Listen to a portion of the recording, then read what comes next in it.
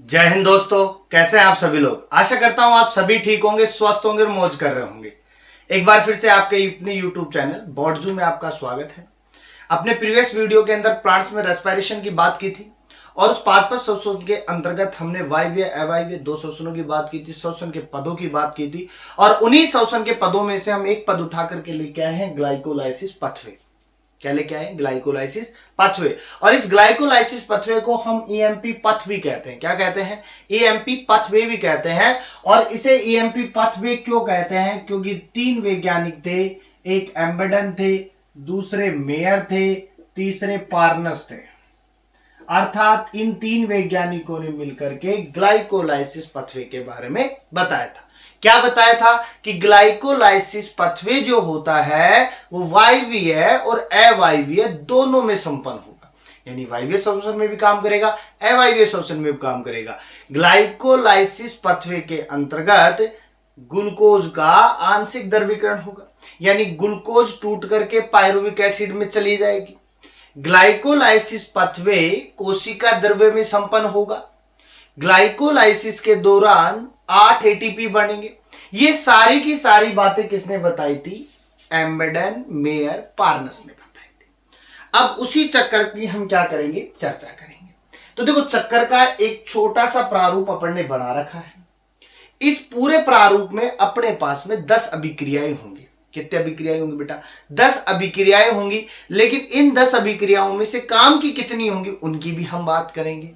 तो हमें इतना पता है 10 अभिक्रियाएं संपन्न होंगी। इन अभिक्रियाओं को संपन्न करने के लिए कुछ एंजाइम काम में आएंगे। अब हमें इस पूरे प्रोसेस से केवल क्या बनानी है? एटीपी बनानी। कितनी एटीपी बनानी है? 8 एटीपी बनानी है। यानी ये पूरा का पूरा जो तामझाम है, पूरा का पूरा जो खेल है, वो किसके लिए हो रहा है? एटीपी के लिए। और एटीपी का जहां नाम आ जाए वहां ऊर्जा का जिक्र हो जाता है। तो ये पूरा का पूरा जो खेल है वो किसके लिए है? ऊर्जा के लिए। तो हमें क्या बनानी है? एटीपी बनानी है। इन 10 प्रोसेस से बनानी है। अब वो 10 एटीपी, वो सॉरी 8 एटीपी कैसे बनेगी, किस प्रकार बनेगी, उनकी चर्चा करेंगे। तो समझो, हमने यहां पे ग्लूकोज लिया। क्या लिया? ग्लूकोज लिया। अब ये ग्लूकोज कितने कार्बन का है? 6 कार्बन का है। और इस ग्लूकोज से हमने क्या बनाया? ग्लूकोज 6 फॉस्फेट बनाया। क्या बनाया? Glucose 6 phosphate. तो देखो, इस 6 फॉस्फेट को कन्वर्ट करो। हमें देखो, यहां पे तो एक फॉस्फेट जुड़ रहा है, जबकि यहां तो ग्लूकोज अकेला था। अब फॉस्फेट जुड़ेगा तो लाएंगे कहां से उस फॉस्फेट को? तो क्यों ना ये जो एटीपी मेरे पास में थी, इसको ही मैं लिख दूं एटीपी से एडीपी, यानी एटीपी से फॉस्फेट निकाल करके ग्लूकोज को दे दे और एडीपी बाहर ले लें, क्योंकि एटीपी का मतलब एडिनोसिन ट्राइफॉस्फेट हो गई। एक फॉस्फेट निकालेंगे तो डाई बच जाएगा, एडिनोसिन डाइफॉस्फेट कह देंगे। तो ये जो फॉस्फेट निकाला एटीपी से, ये जाकर के किसके पास बैठ जाएगा? ग्लूकोज के 6 कार्बन पे जाकर के बैठ जाएगा, उसके साथ में अपना संबंध बना लेगा। अब आप कहोगे साहब आप तो एटीपी बना रहे थे, लेकिन यहां तो खर्च करने की बात हो गई। तो सीधी सी बात क्या है? जब तक हम कुछ देंगे नहीं तब तक हमें रिजल्ट नहीं मिलेगा। इसलिए सबसे पहले हम क्या दे रहे हैं? इसको लालच दे रहे हैं। क्या दे रहे हैं? लालच। इसको हम पहले एटीपी देंगे, बाद में इससे एटीपी लेंगे, इसको देंगे कम में, डबल में एटीपी निकाल के लेके आएंगे। तो सबसे पहले हमने इसको क्या दिया? एटीपी। एटीपी दिया तो यहां से फॉस्फेट निकाला, इसको जोड़ दिया और यहां पे हमने एंजाइम लगा देते हैं हेक्सोकाइनेज। कौन सा लगा रहे हैं? हेक्सोकाइनेज। जहां एटीपी से एडीपी निकलेगा वहां काइनेज काम में लिया जाएगा। क्या काम में लिया जाएगा? काइनेज काम में लिया जाएगा। इसलिए अपन ने हेक्सोकाइनेज एंजाइम की उपस्थिति में ग्लूकोज को ग्लूकोज 6 फॉस्फेट में बदल दिया। एक प्रोसेस कंप्लीट हो गया अपना। सेकंड में हम क्या करेंगे? यही ग्लूकोज 6 फॉस्फेट जो है अपने समान फ्रक्टोज 6 फॉस्फेट में बदल जाएगा। अब ना तो यहां एटीपी जोड़ रहे हैं, ना कुछ निकाल रहे हैं, तो सीधी सी बात है, यहां एंजाइम हो जाएगा आइसोमरेज। क्या हो जाएगा? आइसोमरेज। समावेश भी है। तो ग्लूकोज 6 फॉस्फेट किस में चला गया? फ्रक्टोज 6 फॉस्फेट में। अब फ्रक्टोज 6 फॉस्फेट किस में जाएगा? फ्रक्टोज 1,6 बिस फॉस्फेट में। तो आप कहोगे साहब एक और खेल कर दिया आपने, तो यहां से एक एटीपी की लालच हमने दे दी, तो दूसरा भी लालच के साथ में जा रहा है। तो लालच के साथ में जा रहा है ललवा, तो हम एडीपी से क्या निकालेंगे, एडीपी। तो एक फॉस्फेट समूह और दे दिया, वो जाकर और जुड़ गया। यहां पे फिर एंजाइम की बात आएगी तो काइनेज तो पकड़ना ही है हमें, तो क्या लिख देंगे, फॉस्फोफरक्टोकाइनेज। दूसरी अभिक्रिया अपने पास में इंपॉर्टेंट, देखो तो यहां भी रही है, लेकिन मैं इंपॉर्टेंट बताऊंगा आपको 10 में कौन कौन सी आपके लिए इंपॉर्टेंट है। तो फ्रक्टोज 6 फॉस्फेट फोस्फोफ्रक्टोकाइनेज की उपस्थिति में फ्रक्टोज 1,6 बिस फॉस्फेट में चला जाता है। एटीपी से फिर हमने एक फॉस्फेट निकाल दिया। अब क्या होगा, ये जो फ्रक्टोज 1,6 बिस फॉस्फेट है, ये एल्डोलेज की उपस्थिति में, किसकी उपस्थिति में, एल्डोलेज की उपस्थिति में डाइहाइड्रोक्सी एसीटोन और 2-फॉस्फोग्लिसरैल्डिहाइड बनाता है। ये भी 3 कार्बन का है और ये भी कितने कार्बन का है, 3 कार्बन का, क्योंकि यहां पे कितने कार्बन थे, 6 कार्बन थे। तो 3 कार्बन 3 कार्बन 2 में बराबर में टूट गया, तो टूट करके डाइहाइड्रोक्सी एसीटोन और 2-फॉस्फोग्लिसरैल्डिहाइड बना देता है। अब क्या होगा, अब कुछ नहीं होगा, अब हमारे पास में 2-फॉस्फोग्लिसरैल्डिहाइड जो है PgAl जो है वो किस में बदलेगा, 1,3-बिस फॉस्फोग्लिसरेट में बदल जाएगा। अब समझो यहां पर अपने पास में क्या हो रहा है, खेल हो रहा है, और खेल किस प्रकार होगा, NAD+ जो होगा वो NADH++ में बदल जाएगा, अर्थात 2 NADH2 का निर्माण हो जाएगा।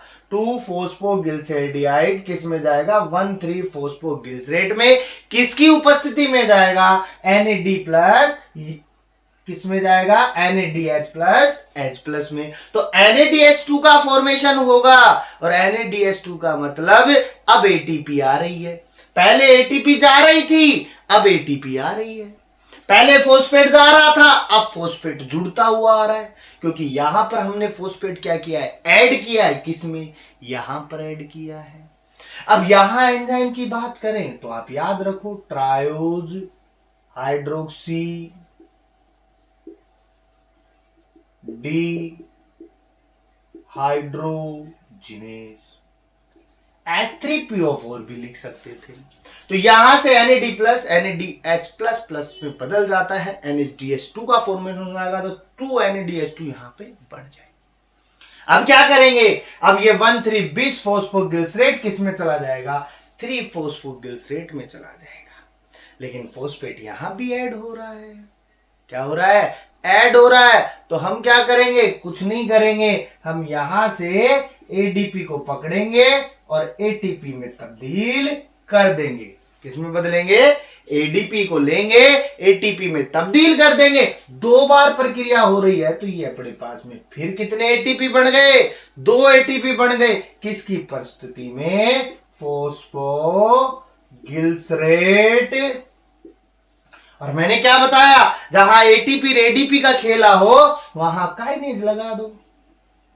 ये काइनेज लगा करके हमने क्या बना दिया, ADP से ATP बना दिया, ADP में एक फॉस्फेट और जोड़ दिया, डाई से ट्राई बना दिया, तो फिर फॉस्फेट बना, तो ATP मिली नहीं मिली हमें, तो 2 ATP हमने दी थी, 8 ATP हम निकाल चुके हैं यहां पे, क्योंकि 2 NAD से हमें 1 NAD से 3 ATP मिलेंगे, तो 2 NADH2 से कितने मिलेंगे, 6 मिलेंगे, तो 6 2 कितने हो गए, 8 हो गए। अब देखो 3-फॉस्फोग्लिसरेट किसमें चला जाएगा, 2-फॉस्फोग्लिसरेट में, कोई प्रक्रिया नहीं होगी, कोई ATP नहीं मिलेगी, म्यूटेज एंजाइम आएगा, 3-फॉस्फोग्लिसरेट को 2-फॉस्फोग्लिसरेट में बदल देगा, और अंत में क्या होगा, 2-फॉस्फोग्लिसरेट 2-फॉस्फोइनोल पाइरुवेट में चली जाएगी, और यहां पे एंजाइम काम कर जाएगा एनोलेज।